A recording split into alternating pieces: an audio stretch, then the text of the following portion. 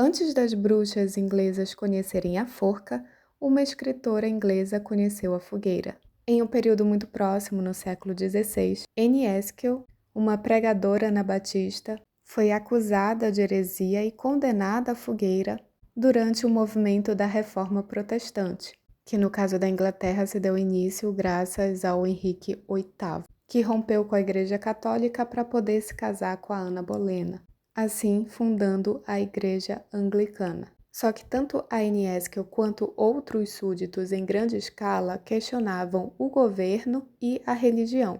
A Anne e outras pessoas foram presas durante a Peregrinação da Graça. Ela foi queimada em praça pública no dia 16 de julho de 1546. Mas até hoje os seus poemas deixados têm uma grande contribuição para a língua inglesa.